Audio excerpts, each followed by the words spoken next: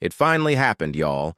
The basketball gods came calling. The player fans labeled the dirtiest in the WNBA, Bria Hartley, just got hit with the very same fate she handed Sophie Cunningham.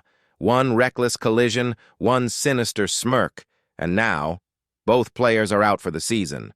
Was this coincidence or instant karma served cold? Let's break it down. It all started when Sophie Cunningham went down hard. One collision, one awkward fall, and instantly you knew it was serious. Sophie grabbed her knee, couldn't get up, and had to be carried straight to the locker room. But what set the internet on fire wasn't just the injury, it was Hartley's reaction. Cameras caught her smirking as Sophie lay on the hardwood. That image spread like wildfire, and suddenly, the debate wasn't about an accident. It was about intent. And here's the thing, this wasn't Hartley's first time in the spotlight for the wrong reasons. Fans remembered the hair pull on Angel Reese. They remembered the shove on Rebecca Allen. They remembered the chippy plays that somehow always involved her. By the time Sophie went down, Hartley already had a file stacked high with questionable moments. That smirk? To fans, it wasn't just one bad look. It was the proof they'd been waiting for. Fever fans lost it. Comment sections filled with demands for suspensions. Commentators labeled it the dirtiest play of the year. Even Sophie's family spoke out, blasting the WNBA for fining players like Sophie over officiating critiques while letting reckless contact slide. And the referees accused of swallowing the whistle. The league's credibility was on the line, and fans weren't letting this one go. Then came the plot twist. Just days after Sophie's season ended, the Connecticut Sun announced Bria Hartley had suffered her own devastating knee injury in practice, a torn meniscus. Season over. No suspension, no punishment, but the same result. In the eyes of fans, the basketball gods had stepped in where the league refused. Instant karma. Social media went crazy. Memes, posts, and one-liners flooded timelines. Wonder if she's grinning now. Basketball karma delivered, justice for Sophie.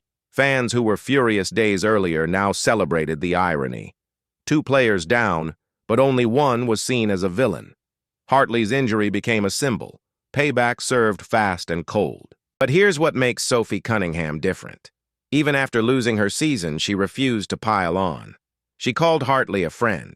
She said it was just a basketball play. She showed grace when nobody else would.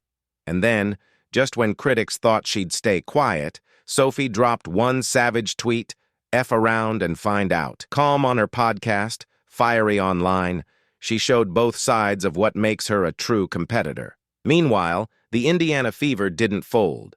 Kelsey Mitchell erupted for 38 points, earning Player of the Week.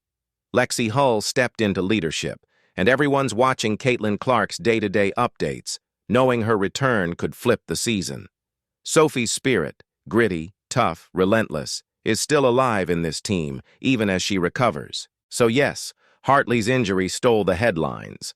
But the real story is Sophie Cunningham, her toughness, her honesty, her fight. She didn't let the league's failure define her. She didn't let a dirty play break her.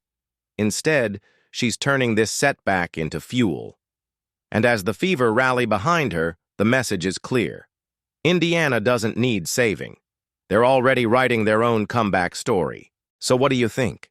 Was Hartley's injury just bad luck, or instant karma delivered by the basketball gods? Drop your thoughts in the comments, and don't forget to send Sophie your love and prayers for a speedy recovery. Like, subscribe, and hit that notification bell so you never miss the next update.